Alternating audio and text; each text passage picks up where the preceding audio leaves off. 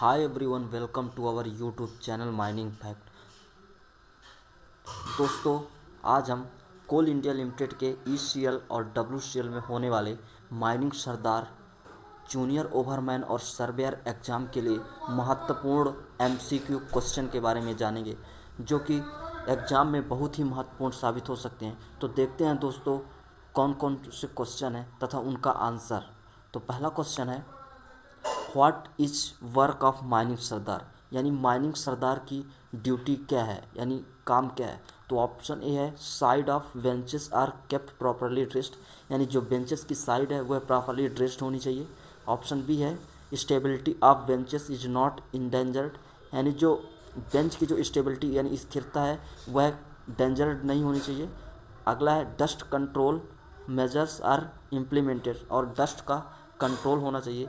तथा option D है, all of the above. तो इसका जो राइट आंसर है वह ऑप्शन नंबर डी, यानी ये तीनों सभी माइनिंग सरदार की ड्यूटी हैं। अगला है question number 2, a safety device is used behind N ascending tubs, यानी जब कोई टब ऊपर की ओर जा रही है तो उसका सेफ्टी डिवाइस क्या है। तो ऑप्शन ए है जैज रेल, ऑप्शन बी है बैक स्टे, ऑप्शन सी है सेफ्टी हुक, ऑप्शन डी है टब रिलेलर। तो इसका जो राइट आंसर है वह ऑप्शन नंबर बी है, यानी बैक स्टे। दोस्तों, बैक स्टे को ड्रैग या पहलवान भी कहा जाता है। तो इसका जो राइट आंसर है ऑप्शन नंबर बी है। अगला है, which statement is false for manhole, यानी मैन होल के लिए कौन सा कथन गलत है या फॉल्स है। तो option A, height is not less than 1.8 metre, option B है depth is not less than 1.2 metre, width is more than 0.75 metre, and option D है width is more than 1.5 metre. तो इसका जो राइट आंसर है वह option number D है, यानी width is more than 1.5 metre. तो दोस्तों, जो मैन होल का डायमेंशन है वह उसकी जो हाइट है वह 1.8 मीटर, जो उसका डेप्थ है वह 1.2 मीटर, एंड जो उसकी विड्थ है वह 0.75 मीटर से 1 मीटर तक हो सकती है। तो इसका जो राइट आंसर है क्वेश्चन के अकॉर्डिंग वह है ऑप्शन नंबर डी। अगला है, what is height of coal bench in open cast mines, यानी ओपन कास्ट माइंस में जो बेंच बनाया जाता है उसकी हाइट कितनी होनी चाहिए। तो ऑप्शन ए है not more than digging height of boom, option B है height of machine tyre, option C height of drill machine, and option D है नन ऑफ दिस। तो इसका जो राइट आंसर हुआ ऑप्शन नंबर ए है, यानी जो बेंच की हाइट है वह मशीन के डिजिंग हाइट से अधिक नहीं होनी चाहिए। अगला है 5वां नंबर, what do represent in fire fighting plan, यानी फायर फाइटिंग प्लान में क्या रिप्रेजेंट दर्शाया जाता है। तो ऑप्शन ए है वेंटिलेशन, ऑप्शन बी है fire fighting equipment, option C है fire fighting station, and option D है ऑल ऑफ द एबव। तो इसका जो राइट आंसर है वो ऑप्शन नंबर डी है, यानी फायर फाइटिंग प्लान में ventilation, fire fighting equipment and fire fighting station सभी रिप्रेजेंट किया जाता है। तो इसका आंसर है option number D, all of the above. अगला है, लाइफ ऑफ वाइंडिंग रोप, यानी वाइंडिंग रोप की लाइफ कितनी होती है। तो ऑप्शन ए है 10 ईयर्स, ऑप्शन बी है 3.5 ईयर्स, ऑप्शन सी है 3 ईयर्स, एंड ऑप्शन डी है 5 ईयर्स। इसका जो राइट आंसर हुआ है ऑप्शन नंबर बी, यानी वाइंडिंग रोप की जो लिमिट लाइफ है वह 3.5 साल होती है। अगला है, पिलर साइज डिपेंड्स अपॉन, यानी पिलर की जो साइज होती है वो किस पर डिपेंड होती है। बोर्ड एंड पिलर मेथड में जो पिलर बनाया जाता है, जो कि माइंस का नेचुरल सपोर्ट का कार्य करता है, वह किस पर डिपेंड होता है, किस बेस पे बनाया जाता है। तो ऑप्शन ए है डेप्थ ओनली, ऑप्शन बी है width of gallery, and option C है both A and B, and option D है नन ऑफ द अबव। तो इसका जो राइट आंसर हुआ है ऑप्शन नंबर सी, यानी ए एंड बी, यानी जो पिलर की साइज होती है वह depth of seam from surface and width of gallery के हिसाब से बनाई जाती है। अगला है, फॉर्मेशन ऑफ CCL इन, यानी CCL की स्थापना, जो कि कोल इंडिया लिमिटेड की एक सब्सिडरी है, उसकी स्थापना कब हुई थी। तो ऑप्शन ए है 1 नवंबर 1975, ऑप्शन बी है 27 नवंबर 1976, ऑप्शन सी है 25 नवंबर 1985, एंड ऑप्शन डी है 3 अप्रैल 1992। तो इसका जो राइट आंसर है वह है ऑप्शन नंबर ए, यानी 1 नवंबर 1975। दोस्तों, 1 नवंबर 1975 को कोल इंडिया लिमिटेड की भी फॉर्मेशन हुई थी, यानी स्थापना हुआ था। अगला क्वेश्चन है दोस्तों, माइन का ऑनरशिप चेंज होने पर कितने दिन के अंदर plan section etcetera new owner को सौंपेगा। यानी जब माइंस का ऑनर चेंज होता है तो कितने दिन के अंदर जो नया ऑनर आएगा उसे सौंपा जाएगा। तो ऑप्शन ए है 7 दिन, ऑप्शन बी है 15 दिन, ऑप्शन सी है 30 दिन एंड ऑप्शन डी है 60 दिन। तो इसका जो राइट आंसर है वह है ऑप्शन नंबर ए यानी 7 दिन। अगला है, एजेंट मैनेजर एट्सेट्रा की नियुक्ति अपॉइंटमेंट की सूचना किस फॉर्म में दी जाएगी। तो इसका जो ऑप्शन है वह है ऑप्शन ए है फॉर्म 2A, ऑप्शन बी है फॉर्म 2B, ऑप्शन सी है form 2C and option D है फॉर्म 2D। तो इसका जो राइट आंसर है दोस्तों वह है ऑप्शन नंबर डी यानी फॉर्म 2D में। यानी ऑनर एजेंट मैनेजर की जो अपॉइंटमेंट है उसकी जो सूचना होती है वह फॉर्म 2D में दिया जाता है। अगला क्वेश्चन है 11 नंबर, एजेंट मैनेजर एट्सेट्रा की नियुक्ति सूचना कितने दिन में दी जाती। यानी एजेंट मैनेजर की नियुक्ति जो अपॉइंटमेंट है उसकी सूचना कितने दिन में दी जाएगी। तो ऑप्शन ए है 3 डेज, ऑप्शन बी है 7 डेज, ऑप्शन सी है 15 डेज एंड ऑप्शन डी है 30 डेज। तो इसका जो राइट आंसर है वह ऑप्शन नंबर बी है। यानी मैनेजर ऑनर एजेंट की जो नियुक्ति अपॉइंटमेंट की जो सूचना है वह फॉर्म 2D में 7 दिन के अंदर चीफ इंस्पेक्टर और रीजनल इंस्पेक्टर को दी जाएगी। अगला क्वेश्चन है दोस्तों,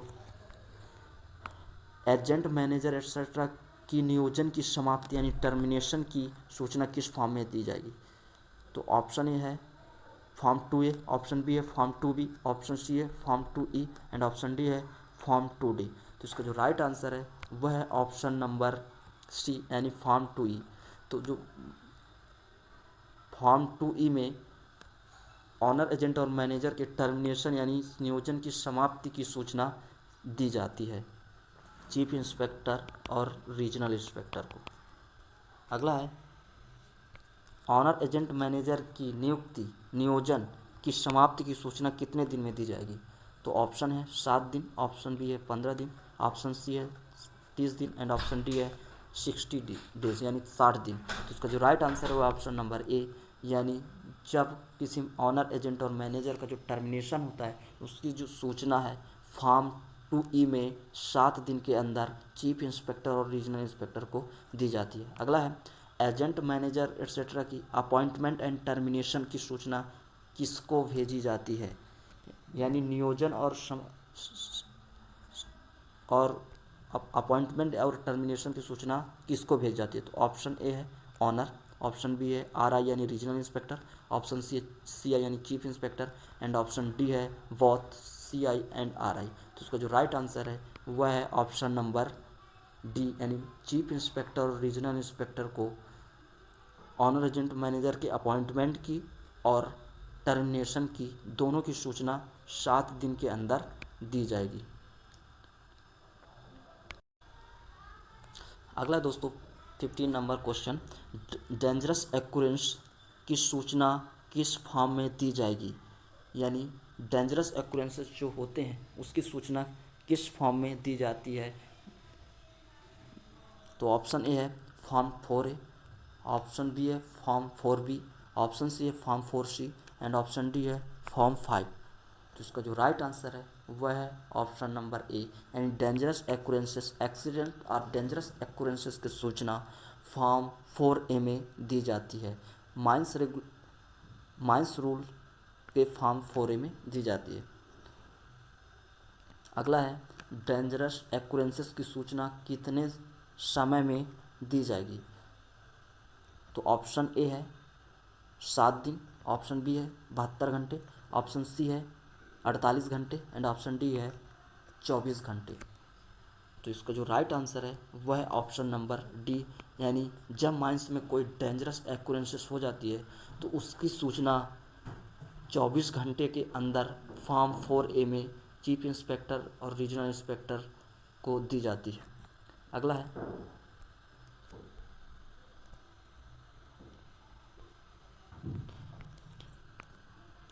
डेंजरस एक्यूरेंसेस की सूचना तत्काल भी दी जाती है कैसे। यदि कोई डेंजरस एक्यूरेंस होता है तो 24 घंटे के अंदर तो देना कंपलसरी है, किंतु उसे तत्काल किस माध्यम से दी जाती है। तो ऑप्शन है बाय टेलीफोन यानी टेलीफोन के माध्यम से, ऑप्शन बी है बाय ईमेल यानी इलेक्ट्रॉनिक मेल के माध्यम से, ऑप्शन सी है by fax, and option D है by special message, and option E है all of this given medium. तो इसका जो राइट आंसर है वो ऑप्शन नंबर ई, यानी इनमें से कोई भी मीडियम के माध्यम से डेंजरस एक्यूरेंसेस होने की सूचना तत्काल चीफ इंस्पेक्टर रीजनल इंस्पेक्टर को दी जाएगी। अगला है 80 number, injured person or deceased, यानी जब कोई व्यक्ति इंजर्ड हो जाता है, एक्सपायर हो जाता है, का डिटेल्स कितने दिन के अंदर भेजा जाएगा। तो ऑप्शन है 7 दिन, ऑप्शन बी है 15 दिन, ऑप्शन सी है 3 दिन, एंड ऑप्शन डी है 30 डेज यानी 30 दिन। तो इसका जो राइट आंसर है वह ऑप्शन नंबर ए है, यानी 7 दिन के अंदर। यानी माइंस में जब कोई व्यक्ति इंजर्ड हो जाता है या फिर एक्सपायर कर जाता है तो उसकी जो संपूर्ण डिटेल्स है, फुल डिटेल्स, वह 7 दिन के अंदर चीफ इंस्पेक्टर और रीजनल इंस्पेक्टर को भेजा जाएगा।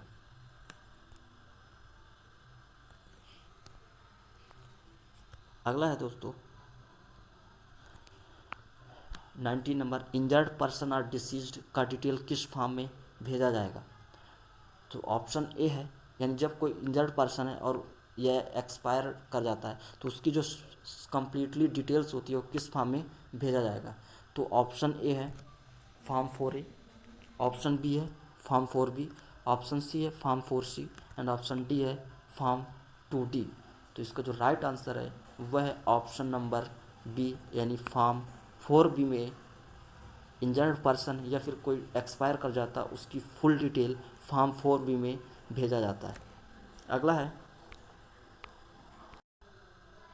20 नंबर, यदि माइंस में एक्सीडेंट हो जाता है तो मिनिमम कितने दिनों के लिए नोटिस बोर्ड में नोटिस की एक प्रति लगा के रखी जाती है। यानी जब कोई माइंस में एक्सीडेंट हो जाता है या फिर चाहे वह डेंजरस एक्यूरेंसेस या फिर कोई एक्सपायर कर जाता है तो मिनिमम कितने दिनों तक माइन में जो नोटिस बोर्ड होता है उस नोटिस बोर्ड में उसकी एक प्रति कितने दिनों तक लगाकर रखी जाएगी। तो इसका जो ऑप्शन है वह ऑप्शन ए है 7 दिन, ऑप्शन बी है 14 दिन, ऑप्शन सी है 30 दिन, एंड ऑप्शन डी है 60 दिन। तो इसका जो राइट आंसर है दोस्तों वह ऑप्शन नंबर बी, यानी जब माइंस में कोई एक्सीडेंट हो जाता है तो माइंस के नोटिस बोर्ड पर कम से कम उसकी एक प्रति 14 दिन तक लगाकर रखी जाएगी। तो दोस्तों कोल इंडिया से रिलेटेड ऐसे ही महत्वपूर्ण MCQ क्वेश्चन के लिए जो कि होने वाले एग्जाम WC और ECL में माइनिंग सरदार, जूनियर ओवरमैन और सर्वेयर एग्जाम के लिए बहुत ही महत्वपूर्ण है कि लिए हमारे चैनल माइनिंग फैक्ट को सब्सक्राइब कर लें तथा बेल आइकन को प्रेस कर लें। तथा दोस्तों आप हमें कमेंट बॉक्स पर बताएं कि डिजास्टर एक्सीडेंट